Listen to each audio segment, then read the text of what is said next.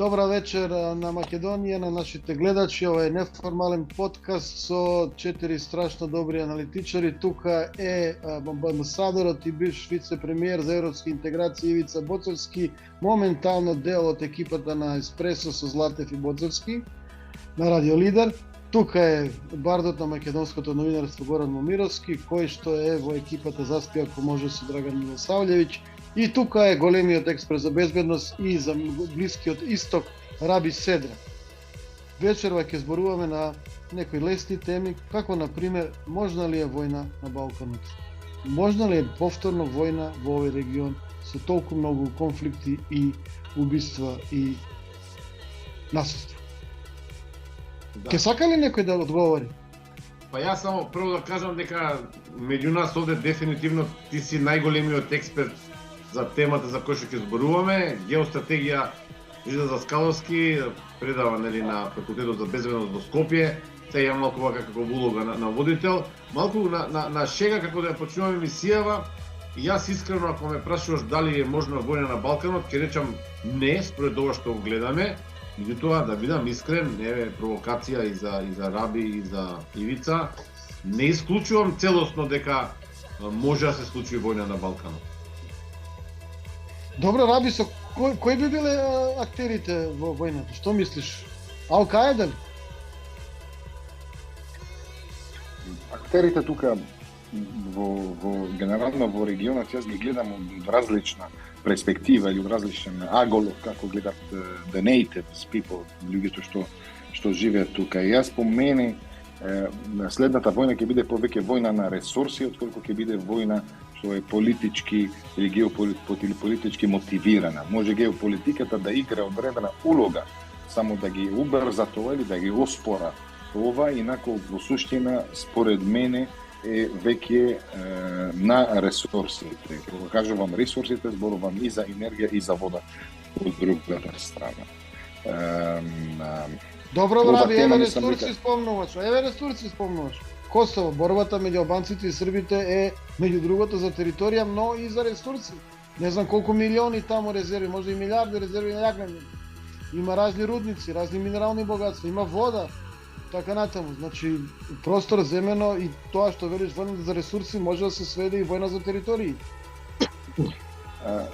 Сега, пак кажувам дека војната сама по себе предизвикана од страни во регионот, значи ја ставам малце подалеко, но провоцирана од надворешни актери, то дефинитивно да. Тоа значи, не очекувам, нито не предвидувам, да не, ако немаше надворешни актери во ова, например да пука нешто локално помеѓу државите тука во генерално во Балкан, заради многу причини. Првата причина нема кој да војува. Значи ова е една од тезите што нема кој да војува. Денес ако сакаш да се војуваш, да имаш војна, и ти имаш проблем во персоналот. Тој проблем персоналот го гледаме и во настаните во Етиопија, во Сомалија, кога беше со оперативе и цетера, го гледаме во настанот со Русија и Украина, го гледаме во настанот во Блиски Исток, во маневрите и да ги кажаме малите инциденти што ги гледаме во текот на мигрантската криза и во Сирија и во Турција. Така да добро, ајде сега да му дадеме збор на амбасадорот. Ова вака многу неутрално нешто, треба по-жестоко, нели сабота вечер сме. Каде е амбасадорот? По-жестоко само две работи. Во прво, на Балканот може да има локални конфликти, кои што не го загласуваат глобалниот мир и кои што се тука локализирани во самата област.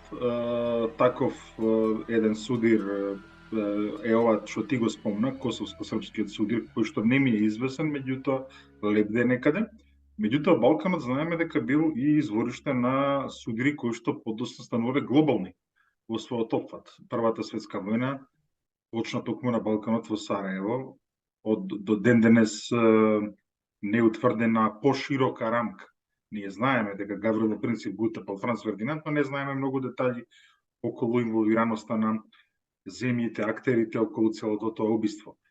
Ако бараме таков еден настан на Балканот, кој што може да предизвика еден ваков глобално пореметување, тоа без друго би бил турско-грчкиот конфликт, за кој што се пишува, еве и во последниот број на списанието Национален интерес, токму такво едно сценарио се разгледува, односно распад на јужното крило на НАТО преку една грчко-турска војна поврзана со островите, и тука најверојатно во моментов исто така го има она што Раби го кажува, а што се однесува на ресурси. Но пред да влезем во сценарија, јас само да кажам дека сепак војните на Балканот почнувале во моментите кога овие локализираните војни почнувале во моментите кога светот едноставно гледал Балканот како една периферија каде што нема никој свој посебен интерес и каде што буквално биле оставени балканските народи да војуваат меѓу себе.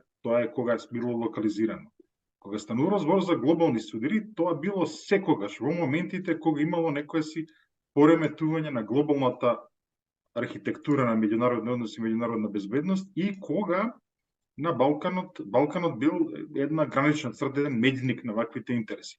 Имајќи предвид дека во моментов, барем што се однесува до нашиот дел на Балканот, станува збор за поле каде што само една светска сила има јасна проекција на севкупна моќ, воена, дипломатска, пред се, тоа се Американски држави, и економска моќ, тоа е Европската унија, не гледам јас овдека услови за избавнување на еден таков глобален судир во моментот.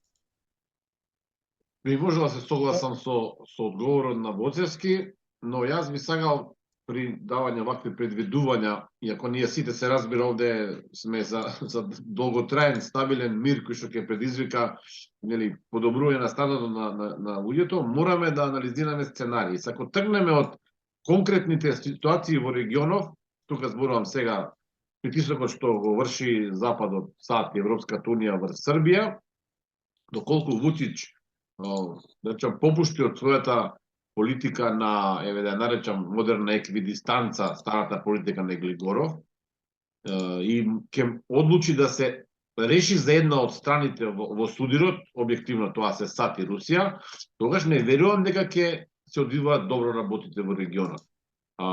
Јас лично мислам дека Вучич ќе се приклони на страната на Брисел и на Вашингтон, но не исклучувам дека е можно во еден момент да рече дека или да побара време додека тоа да дојде. Поглед на настаните во Украина, мислам дека никој нема време, сите ќе сакаат Белград да одлучи што е можно побрзо дали се уште ќе игра со Русија. Да не заборавиме, во моментов Русија дава најевтин газ на Србија и тоа е силен подстрек за српската економија, која што ако ја нема оваа база ефтина на енергија од Русија, не знам како ќе функционира. Во исто време опасно се разбира се тие можни санкции за кои што се зборува во српските медиуми, доколку Вучич одбие да го направи тоа што го бара Западот. Во секој случај не можеме да елиминираме опасност од конфликт кој што прво би бил локален, согласно со амбасадорот, меѓутоа со оглед на големите сили кои што стојат зад малите играчи во регионот, се извинувам, ама не гледам дека би можело тоа да остане само локален конфликт. Кои се местата каде што може да дојде до некаква ситуација? Грција и Турција според мене најмалку можна варијанта, заради тоа што се двете земји членки на НАТО долги години и свесни се дека ќе изгубат, многу ќе изгубат, особено бидејќи тука Турција, заради тоа што ќе мора да ги прекине сите економски односи со Западот, или најголем дел односите, но да не заборавиме Република Српска. Косово, Србија се разбира дека е една од најопасните точки, но не би исклучил дека и Македонија во еден среден период од сега, наредниве 5 до 10 години, би можела да биде место каде што ќе се судрат одредени радикални структури, каде што би можела да дојде до сериозен конфликт. Тука кога зборам за радикални структури, не зборам за силите во Македонија, тука се согласувам со Раби дека навистина во Македонија нема кој да војува, меѓутоа да не заборавиме дека во регионот по големите сили сите би биле индиректно или директно вклучени во една таква, да ја наречеме, трета евентуална балканска војна. Да не ложам многу, еве тоа се моите ставови за сега. Ама чекај, не може сега да не должиш. Кој би биле, како би почнала таа војна? Ајде да речеме тие регионални сили ќе се вклучат. Како би почнала војната во Македонија? Па сега можеме да почнеме од Босна и Херцеговина, доколку дојде до некаква одлука за елиминирање на на досегашниот дејтонски, нели, систем кој што владее таму и доколку има некакво решение од страна на Западот, не гледам за сега такви сериозни планови, меѓутоа не е исклучено да се дојде до една нов модалитет на организирање на босанската држава, да биде унитарна држава која што нема да има во себе, нели, идентитет, федерација, така натаму, тука биде држава, тогаш апсолутно очекувам дека Република Српска ќе се обиде да си го заштити својот државно правен суверенитет, за како што зборува Додик, нели.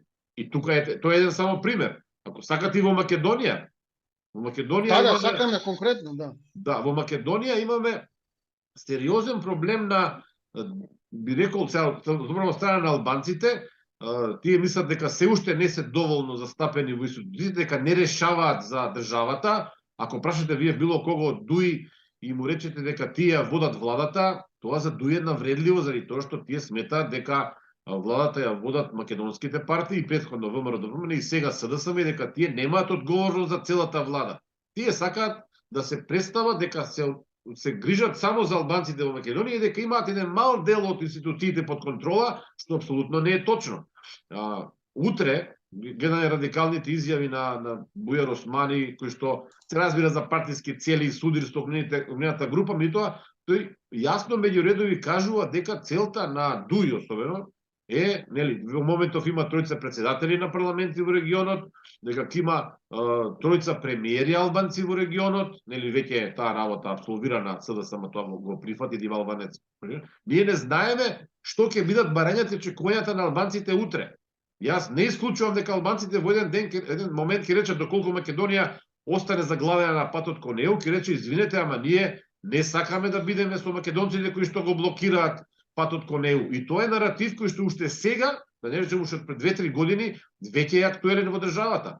И интелектуалци, кога ги следате на Твитер по медиумите, и меѓу редови директно велат дека албанците не сакаат да бидат заложници на македонците. И тоа веќе вие сериозна причина за конфликт, особено што во Македонија веќе има, нели, јазична федерација, би рекол и виртуелна федерација, и не можам да исклучам дека во еден момент, особено еве Косово сега знаете дека доби слободно патување, слободен визен режим со Европската унија, утре можеби ќе почне преговори со ЕУ, не знаеме што ќе се случува, ќе речат извинете, ама ова не функционира, ние не можеме заради вас да влеземе во ЕУ и ќе бараме друг начин. И тука Македонија, да бидеме објективни, македонска држава тој процес не може да го спречи. Единствено што може да се случи да има некаков локализиран конфликт во кој што јас сум сигурен дека ќе се вклучат и другите сили во регионот. Еве, ако мислам дека бев доволно конкретен, Жидос. Добро, не знам, за Раби, што мислите вие? Конкретно ли беше Горан?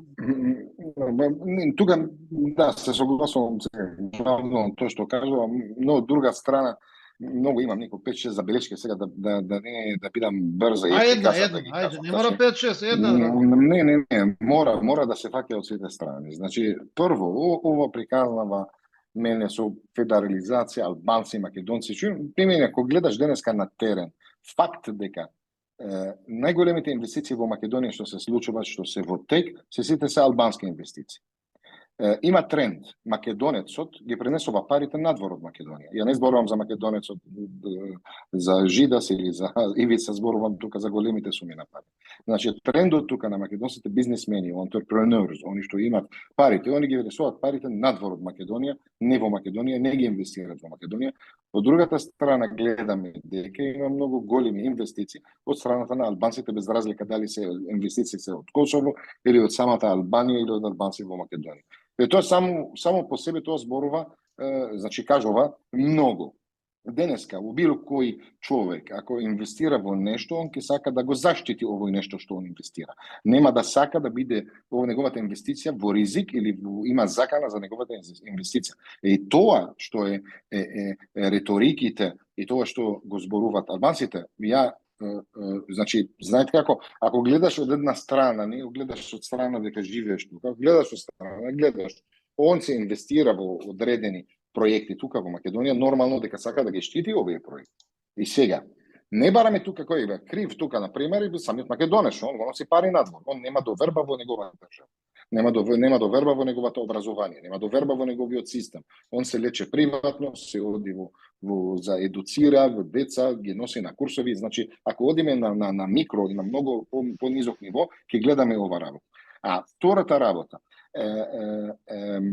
кога збориме за во околината, за Фили сега, ако спомнаме сега Грција, Турција и Бугарија и Албанија од другата страна. Јас гледам тука и ова го направив муавет со еден професор во Србија, кога зборуваме. In fact, Србија е многу битно за незе и пристапот до, да кажеме, до Грција или до Медитеранското море преку патот што пројде во средината на Македонија. Инако, главно тука јас гледам две пола, тука гледам и албанската страна, гледам бугарската страна.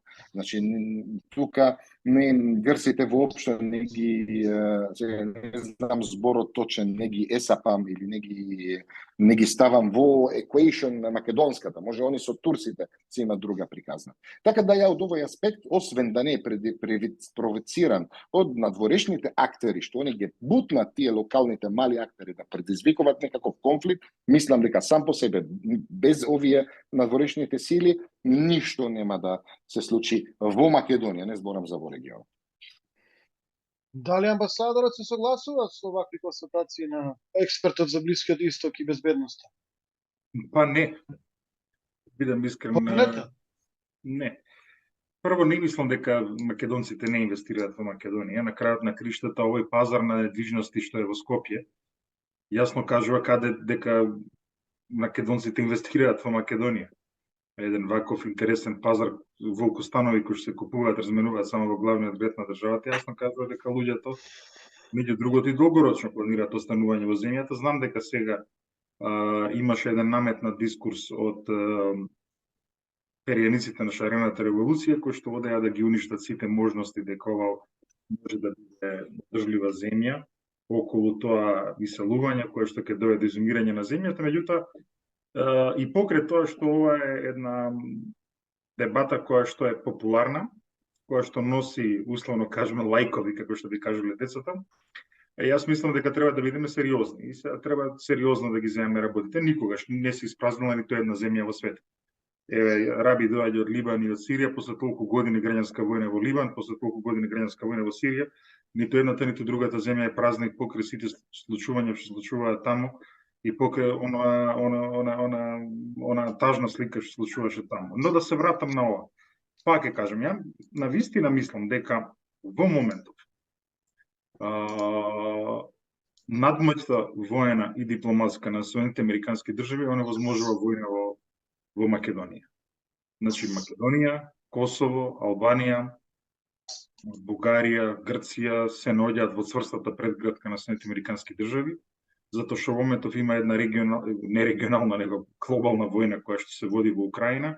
Секоја земја настојува да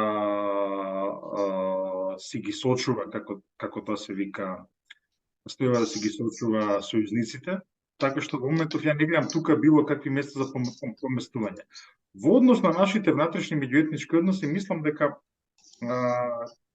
можеби ќе излезам со една смела теза, меѓутоа имајќи предвид кој е степенот на правата на албанците во Македонија, употребата на јазикот и така натаму, јас мислам дека конфликт може да дојде само од надвор, а не од внатре. Во која смисла пак се согласуваме? Во смисла дека не гледам интерес во моментов кај албанската заедница за отпочнување на војна во Македонија по било кој основ. Добро, тие имаат власт, реално сами со себе ли ќе војуваат? Нема логика тука. Ама како од надвор? Горан даде една таква теза дека нели е можно да дојде до нека внатрешен судир, така? Јас услови за внатрешен судир гледам само ако се подбуцнати некаде од надвор. Не гледам. Например, од кој? Од кого? Од кого? Па, еве, оваа реторика не ми се допаѓа. Оваа реторика што ќе се случи ако се развијат Македонија и Албанија во преговорите, како ќе реагираат албанците, тоа ми звучи како некој да повикува на загревање меѓуетнички тензии во Македонија, не на војна. Илица, тоа е храбри конфликт, така. Меѓутоа, види, ова Чекајте, амбасадоре, застанете малку, амбасадоре. Има Горан тука реплика, не е наивно ова. Повелете, Горан. Кога ги цитираме тие луѓе кои што го зборуваат ова како некаков аргумент за идни тензии, ние немаме дилема дека тие луѓе повикуваат на конфликт. Дали индиректно, дали скриено, Ние пред референдумот имавме директни закани дека ако македонците не гласат за референдум за промена на името, може да се случат нови насилства. И тоа од луѓе кои што се високо во позициите на власта или во невладини организации блиски до власти, така натаму и така натаму. Но, сакам нешто друго да искоментирам, ако ми дозволите. Преска на почетокот амбасадорот спомена дека како почна Првата светска војна, нели, Гаврилов принц Фердинанд, тогаш поводот беше атентатот на австрискиот престолонаследник. Но причините беа сосема други, беа надворешни. Ја не гледам сега зошто и сега не би се случило некој такво сценарио. Поводот да биде внатрешен, а се разбира дека силите кои што ќе ја започнат војната ќе бидат надворешни. Се согласиме, мислам, че не со Араби согласиме сигурно дека во Македонија нема капацитет за војување. Ниту државата е силна, ниту институциите се силни, ниту македонците се радикали, вооружени и можат да водат војна, ниту пак сакаат. Меѓутоа, јас се ќе дадам уште еден друг пример што можеби ќе звучи како провокација код еден друг сосед македонски, не Албанија, нели ја зборуваме досега. Извинете, ама формирање на клуб со името на цар Борис III е директна провокација која што може утре да биде искористена од тие што нарачале да се отвори таков клуб. Јас сум убеден дека бугарската тајна служба, ДАНС или други војните служби за разузнавање на Бугарија го имаат направено овој цел систем за формирање на клубови во Македонија кои што провоцираат конфликти.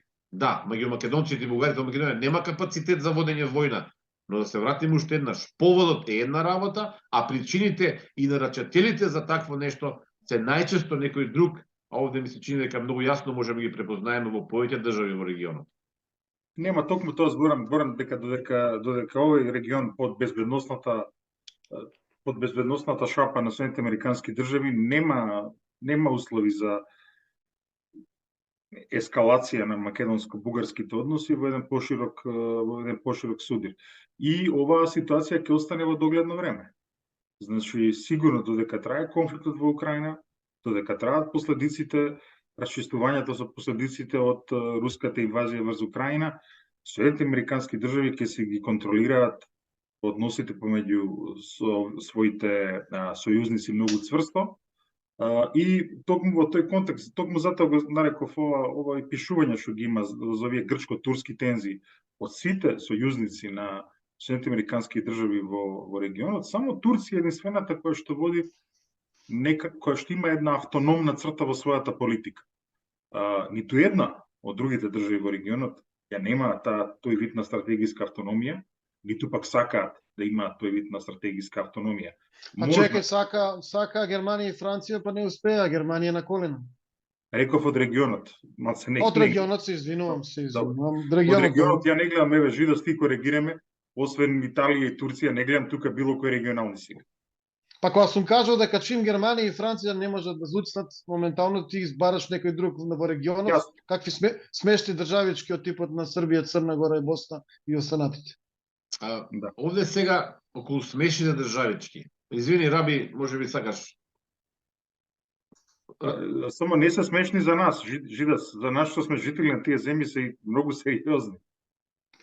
За нас и трагични, меѓутоа во ова што го зборуваше во контекстот тоа што го зборуваше моќта за суверено действување. Полуавтономија има, замисли, полуавтономија Турција да делува, а за нас да не зборуваме. Согласувам. Каде е Раби сега? Повелете, Седрак. Да не се исклучи во меѓувреме Горан сакаше да зборува. Повелете Горан. Не, чекај, сега се врати. Еве го Раби, еве го. Микрофонот. И сега кога збориме за сила може во ваши очи или од вашата перспектива вие ја сапите Грција како силна држава, инако ја на пример по мене се една можеби од 15 најслаби држави во светот. Така да се е релативно. Ја што гледаш ти автономос, тоа што ти го гледаш од своја перспектива. Јас го гледам од другата перспектива. Така да ја воопшто не можам да најдам друг збор на македонски. Ја не ја сапам Грција во ништо, ниту во конфликтот со Турција, ниту во било каков вид на конфликт, затоа што сама по себе е една многу слаба држава со карактеристиките воени многу слични на, како да кажам, македонската. Така да може Горан, ако сакаш да продолжиш, ја сакам само тоа да го коментирам. Така да јас извини вака ако кажувам, ама доста го переме мозокот на пример на народот или на луѓето на силата на Грција или на силата на не знам што, на меѓународна сцена.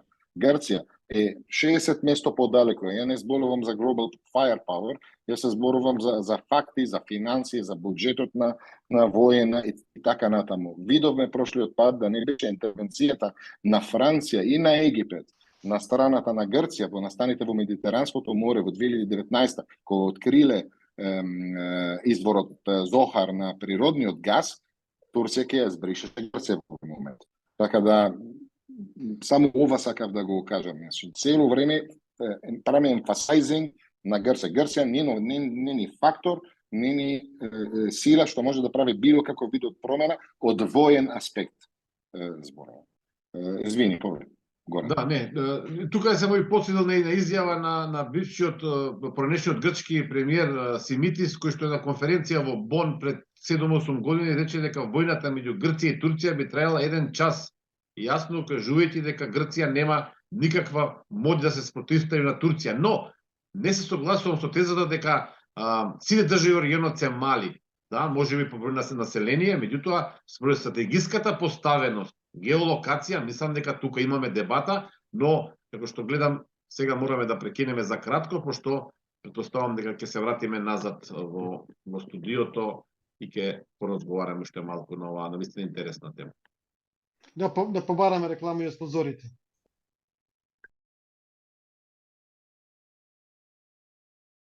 Се враќаме во студиото, продолжуваме со една интересна тема, може ли е војна на Балканот, кој ќе ја води, како ќе се позиционира Македонија, дали најмногу ние ќе настрадаме.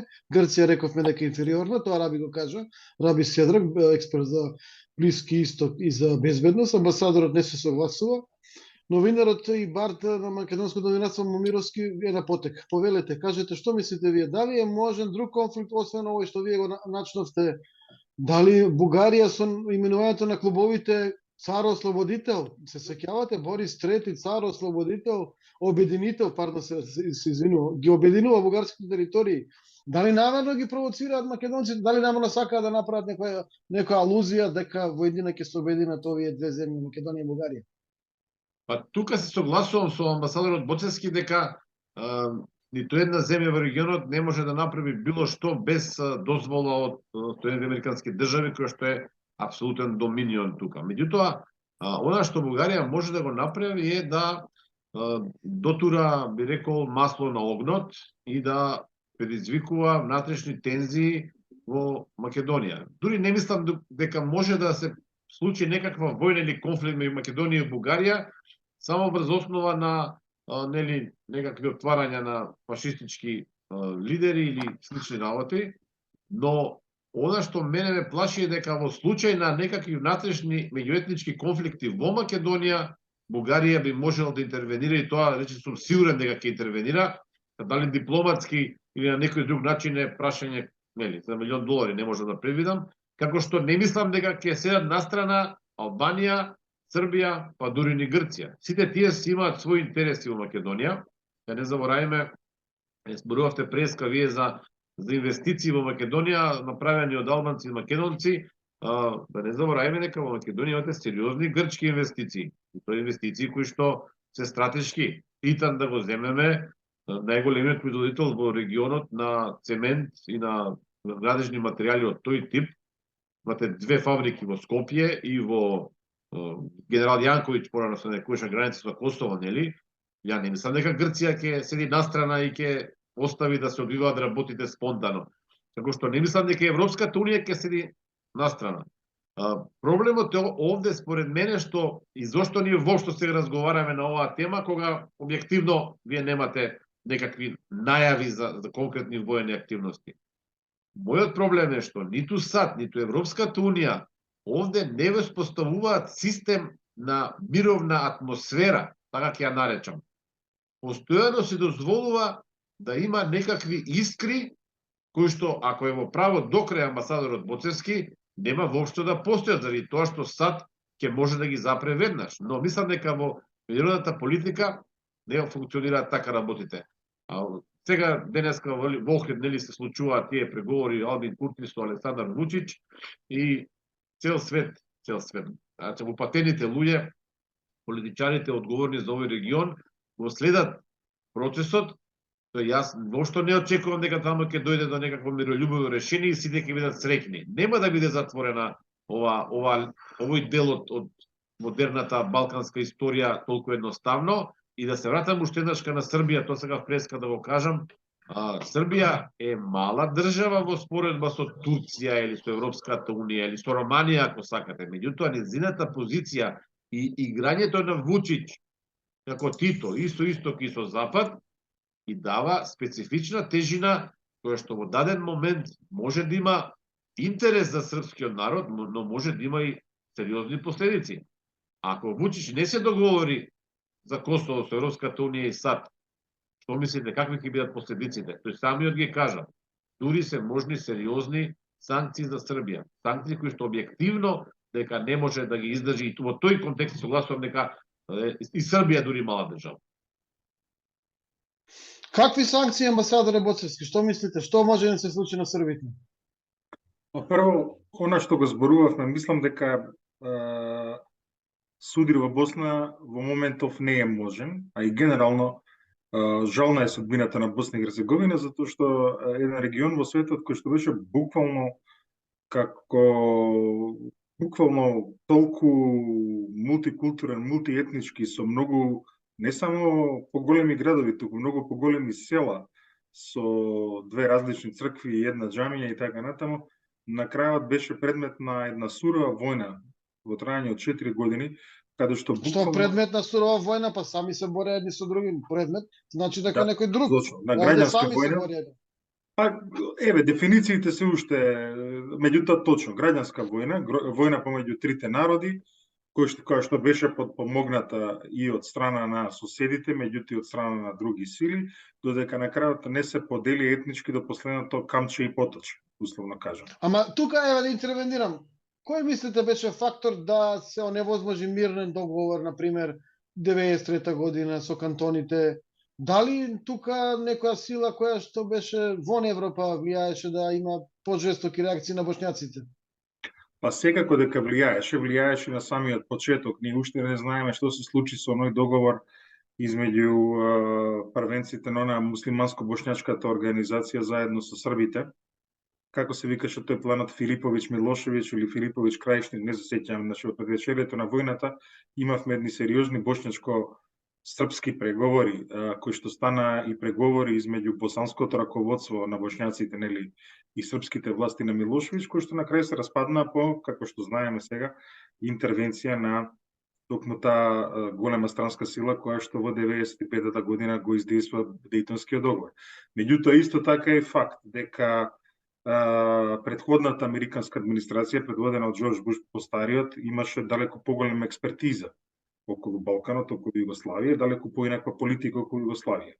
Всушност, губењето на интерес кон целиот овој регион во првите години на мандатот на Клинтон придонесува кон тоа да експлодира целата таа војна, па потоа да се решава на друг начин. Но зошто ја кажа Босна? Ја кажа Босна затоа што не очекувам војна во Република Српска, таму во моментов клучна војна сила е ЕУФОР. Односно тоа е војната мисија на Европската унија, која што нормално е подпомогната од НАТО, и она што јас го слушам сега е дека е сосема јасен планот, дека било кое придвижување таму ќе значи активирање на ЕУФОР за во моментов мисијата, нели, одбрана на Дејтонскиот договор. Во однос на Србија и на Косово. Посебно во односот измеѓу Србија и Русија, она што јас сметам е дека Србија се труди колку што е можно подолго да ја одложи одлуката за воведување на санкции кон Русија, затоа што и Србија е свесна дека низината трговија е органски поврзана со трговијата на Европската унија, географијата е таква, Србија во моментов меѓу другото е земја која што нема никаков излез на море, чисто излез на Дунав меѓу другото е блокирано две земји на НАТО, чисто излез кон Солун исто така е блокирано две земји на НАТО, така што јас не очекувам било каква самоубиствена политика на претседателот Вучич, очекувам тој да се обиде колку што е можно подолго да ја пролонгира ова политика и да се обиде да издействува во разговорите околу идниот статус на Косово колку што е можно по-поволна позиција за Србија. Меѓутоа, не очекувам буквално никаков самоубиствен потек на председателот Вучич. Не ја спомнавме, утре има избори во Црна Гора. Таму исто така има една многу напрегната ситуација, каде што на едната страна се наоѓа Демократската партија на социјалистите на Мило Ѓукановиќ, а на другата страна се наоѓа се што е антимило опозиција, која што е многу шаренолика. И тука, искрен да бидам, не гледам, како се вика, на потенцијал за конфликт. Меѓутоа, она што Горан го загатна околу меѓуетничките односи, јас само сакам да нафрлам една теза. Следната година може да има многу интересна ситуација, односно, знаеме дека премиерот ќе биде од ДУИ пред изборите. Први избори кои што доаѓаат, ако се биде редовно, се председателските избори. Ајде да замислиме едно сценарио. Да замислиме дека заради тоа што не е постигнат цензус до 40%, пропаѓаат председателските избори. Во тој случај ќе имаме една многу интересна ситуација, односно во Македонија ќе имаме привремен председател Талат Џафери од ДУИ, затоа што тој ќе биде технички вршител на длжност председател, ќе имаме премиер, не знаеме кој, веројатно Фатмир Бесими, ќе имаме министар за надворешни работи Бујар Османи, можеби ќе имаме исто така министар за финансии и уште некоја Демократската унија за интеграција, значи ќе имаме еден комплетен дисбаланс. Една партија која што има 10 пратеници во Македонија, можно е во еден момент, кој што искрено може да се одложи, да ги има во своите раце председателската, премиерската функција, да шефува со дипломатијата и да шефува со финансиите. Ова е еден сериозен дисбаланс кој што може, не зборуваме сега за војна, него зборуваме да ги загрози внатрешните меѓуетнички односи и да внесе една дополнителна лоша црта во македонската политика, затоа што таа партија Пендаровски е поддржан од ДУИ, но не е албанец, не ни рековте ќе има и председател, ќе имаат албанци. Не знам дали ме разбра Горан. Ако пропаднат председателските избори, ако во вториот круг не биде направен цензусот од 40%, јасно. Тогаш председателот на собрание станува председател на држава. Значи истовремено председателот на државата, председателот на собранието, председателот на владата, министерот за надворешни работи, министерот за финансии ќе доаѓаат од, значи најмоćните функции во државата ќе бидат сконцентрирани во една партија. А тоа го нема дури ни во Либан, така ли е, Ради? Еве нека ни одговори. Може ли да одговори? Јас малце пак изгледа вечно нема, ќе биде тешко да се согласувам со амбасадорот цело време. Имаме недосогласување. Јас мислам дека контролата на држава нито ни во еден, не во банки, прво со парите. Ама ако правиме само чисто заради компарација, нито во Либан не може така. Значи, ова што е во Либан и како е делена таа работа, делена преку нешто се вика National Pact. Тоа не се случи после граѓанска војната, што ја не ја викам граѓанска, ама вие ја викате граѓанска. Ова се случи многу одамна по завршувањето на францускиот, како го викате на македонски, францускиот владење или протекторатот на Либан, каде се направиле National Pact, каде се делиле 18 вери сите клучни места во државата и до ден денеска они ги добиваат по наследство. Значи тој што беше например ако рековме дека собранието треба да биде со шеитите, тогаш тој син му на син му, значи нешто повеќе како клан, отколку како е демократска држава и така натаму. Така да ниту во Либан не функционира по таков начин. Ова што со сел почит и со сел, мислам дека знаете моите ставови за Македонија и за колку промовирам суверенитет и љубов кон држава и така натаму, ова е тотален циркус. Во моментот кога ти имаш силите на државата ги контролираат во Македонија 4-5 банки. Не можеш да седиш, не можеш да кажеш дека тој ќе биде председател. Не, може да биде председателот, како се вика, како се вика председателот? Стево Пендаровски, он е председател, не е актуелен председател. Премиерот е Димитар Кобачевич, ама не е он актуелен премиер. Кој е? Собранието, Талат Джафе, ама не е актуален бе. Гледате позади тоа. Банките, парите се. Така да, ја тука скроз не се согласувам со вас. Ја мислам дека сето тоа се влади преку банките. Банките, они се прават све. Они ги менуваат председател, ги менуваат изборите и во све, од А до Ш. Така да ја не можам да кажам вака дека ќе дојде момент, ќе бидат они, ете ти како почна господин Горан на почеток, ти кажува дека се во сите места се во раката на албанци, ама они не го промовираат таа риториката, они кажуваат дека не имаме само неколку и се грижиме само на состојбата на албанците, што не, ја ви кажам, мои мислење такови, затоа не можам да анализирам и да одам до таму. Јас се знам дека на крај петорица они одлучат све. Како зборуваш банки, зашто зборуваш? Кога зборуваш за банки, зборуваш за овие банди криминални од Грчец, Бела ноца, таму како ли се вика, тоа? Или банки комерцијална, стопанска? Кога зборуваш за банки, зборуваш за Аха, добро. Не бандите, туку банките. Банка, банк. Јас се зборувам за банките. Така да, кој одлучи на крај се банките кои одлучат. И ја не верувам воопшто дека може било каков, да кажеме, политичар или во тоа што може да одлучи нешто клучно.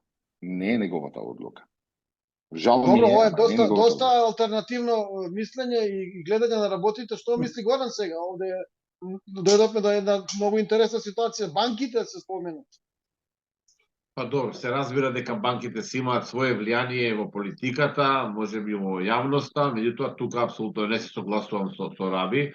На изборите не решаваат банките, на изборите решаваат граѓаните и тука ми се чини дека банките можат да влијаат со спонзорирање на одредени политички субјекти, со одредени кампањи, можат да влијаат во некој процент, меѓутоа апсолутно мислам дека политичките елити, политичките партии се тие кои што на крајот ја добиваат или ја губат довербата од граѓаните. Мислам че дека овој систем кој што сака да го представи Раби е систем кој што функционира во некои западни држави каде што крупниот капитал управува со политичките елити.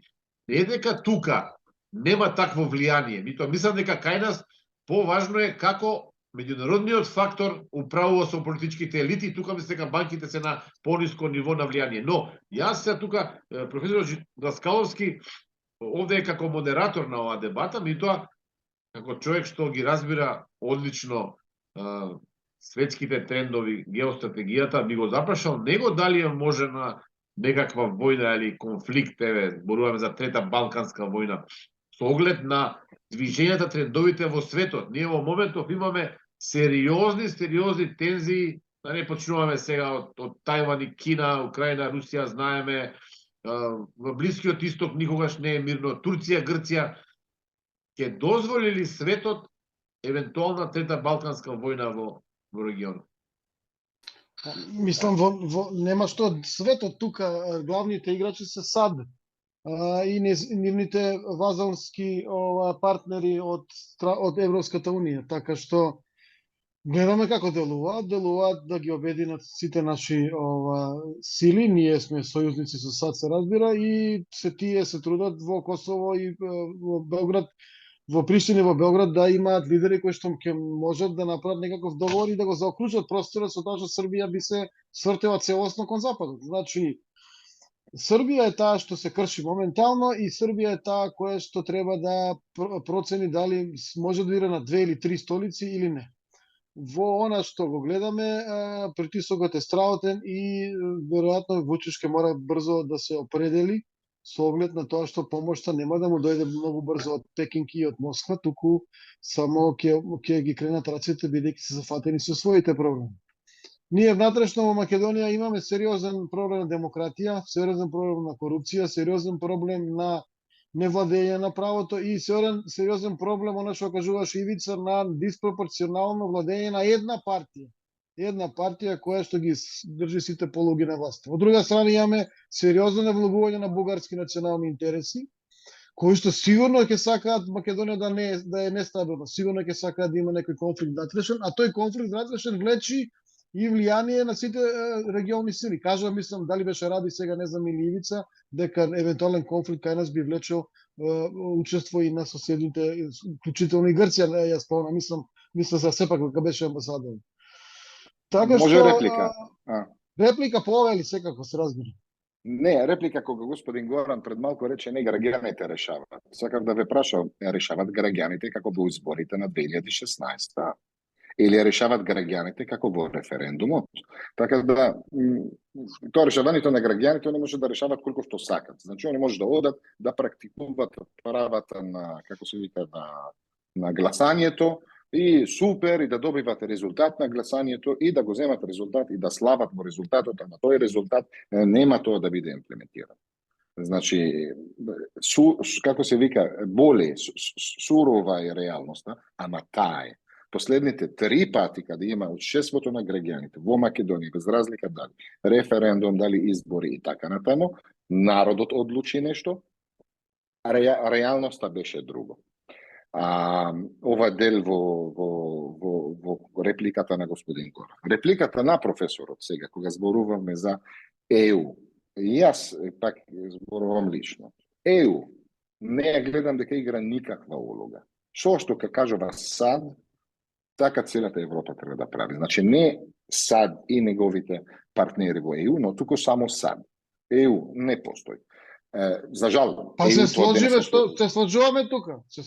Каква е не тоа што го збориме, тоа ЕУ може да постоеше до пред 5 години. Тоа сегашното, денешното не постои. Постојат само неколку држави во Европа што имаат свој интерес, а третото коментар за Србија, ја мислам дека ако Србија паѓа, со незе паѓа Македонија. Значи јас ја врзувам судбината на Македонија со судбината на Србија. Не ја врзувам судбината на Македонија со судбината на Бугарија или на Босна или тоа. Пак гледам ја од другата перспектива, правам comparison, компаративно правам помеѓу споредба со тоа што се случува тука, што се случува во Блиски Исток, copy paste. Ако читаме историјата, гледаме, може да предвидиме што ќе се случува тука.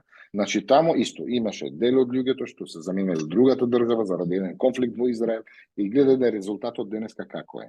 Така да, како ќе одлучи Америка, така да биде, се надеваме дека сега јас лично мислам дека Србија ќе издржи овие притисоци што ќе има моментално и третото, ова ми беше коментарот за жал ми е, тоа што одлучат граѓаните може само да го одлучат и да слават во плоштад за одлуката, но тоа што ќе биде не тоа што го одлучат граѓаните.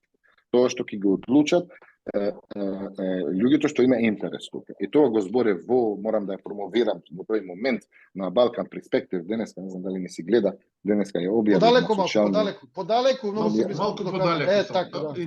И не мрдај, малку подалеку. Да. Добро.